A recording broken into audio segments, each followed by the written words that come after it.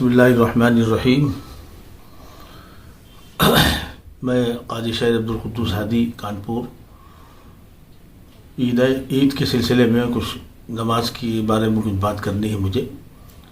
देखिए, हमारे आपके सामने कोरोना वायरस को लेकर कोरोना महामारी मुस्तकिल इस तरीके से चलती रही है कि उसको लेकर के पूरी दुनिया, पूरा मुल्क हमारा परेशान है। लाशों के ढेर इन आँखों ने देखे हैं, मुसलमान हो या हिंदू हो, सबके जो हालात गुजरे हैं उस छिपे हुए नहीं हैं। मैं समझता हूँ कि ये मौका ऐसा है गम का कि जो है वो कोई घर ऐसा खाली नहीं है जिसके घर ख़ानदान से या उसके पड़ोस से या उसके रिश्तेदार में ऐसा में कुछ लोगों का इंतकाल ना हो गया हो। और जो लोग महफूज हैं वो अल्लाह का शुक्र अदा करें कि अल्लाह ने उन पर मदद और रहम का करम का मामला किया। रमज़ान मुबारक की फजीलत, उसका उस माह मुबारक महीना, उसकी अल्लाह रब्बुल इज़्ज़त की मेहरबानियाँ उसके और हमारे आपके साथ हैं।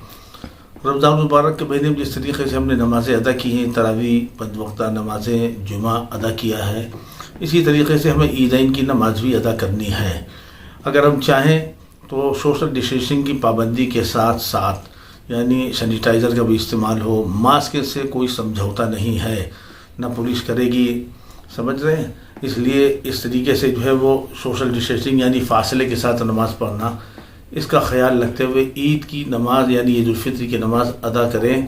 और चाहें अगर मुनासिब समझें तो कुछ लोग जो नमाज़ पढ़ रहे हैं वो पढ़ करके निकल जाएं, उसके बाद फिर दूसरे लोग आवे फिर वो नमाज अदा कर लें, फिर वो निकल जाएं तो फिर तीसरे लोग आवे वो नमाज अदा कर लें। इस तरीके से गवर्नमेंट की गाइडलाइन 5-5 लोगों की वो भी पूरी हो जाएगी और आपकी ज़रूरत भी पूरी हो जाएगी। इन बातों का ख्याल रखते हुए इन कामों को अंजाम देंगे तो हमें उम्मीद है कि प्रशासन को भी तकलीफ़ नहीं होगी, ना अधिकारियों को तकलीफ़ होगी। अब तक हमने जो हिदायत जारी की हैं उस पर आप हजरात अमल करते रहे हैं, प्रशासन भी खुश मुतमईन रहा है और हम लोग भी मुतमईन रहे हैं और आप भी मुतमईन इस माना कर रहे हैं कि प्रशासन की तरफ से, पुलिस की तरफ से किसी तरह से कोई ऑब्जेक्शन नहीं हुआ, कोई सख्ती नहीं हुई, कोई मुकदमा नहीं हुआ।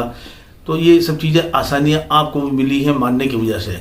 हमें उम्मीद है ईद उल फित्र के सिलसिले में 5-5 लोगों को लेकर के जब आप नमाज़ पढ़ेंगे और एक नहीं कई शिफ्टों में अगर आप पूरी करेंगे, जिस तरीके से पूरा रमज़ान गुजारा इस तरीके से अगर आप करेंगे तो मुझे उम्मीद है कि इंशाअल्लाह पुलिस की तरफ से कोई हस्तक्षेप नहीं होगा और ना कोई तकलीफ़ आपको पहुंचेगी, ना कोई परेशानी होगी। उम्मीद है इंशाअल्लाह आप हजरात हमारी इस हिदायत पर अमल करेंगे, अल्लाह चाहेगा खैर होगी। और इसी के साथ साथ हम आपके लिए दुआ गो भी हैं और आप हमारे लिए भी दुआ करें कि अल्लाह इस दुनिया के अंदर और ख़ासतौर से हमारे मुल्क और शहर के अंदर जो कोरोना की महामारी अभी तक चल रही है, आप हजरात की दुआओं के नतीजे में बहुत कम होता चला जा रहा है।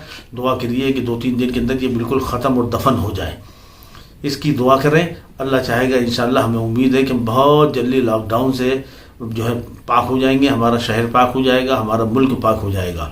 मुल्क की हिफाजत सलामती हमारा फरीज़ा है, हमारी ज़िम्मेदारी है, हम अपने फ़राइज़ से कभी भी नहीं हट सकते। इसी तरीके से आने वाला कल यानी कल 29 रमज़ान मुबारक है, उसकी चाँद को देखने की हर आदमी कोशिश करे। अगर किसी को कोई जो है ये चाँद नज़र आ जाता है तो फौरी तौर पर हमसे वो रब्ता करे हमारे नंबर पर।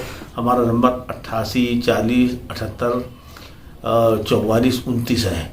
एक नंबर ये है, दूसरा नंबर है 98 39 31 99 28। इस पर रब्ता करके फौरी हमें इत्तला दें ताकि चाँद की तस्दीक का मैं ऐलान कर सकूं और ईद उल फित्र की नमाज के सिलसिले में ऐलान कर सकूं। उम्मीद है इंशाअल्लाह आप हज़रात हमारी हिदायत पर, हमारी अपील पर जो है वो अमल करेंगे।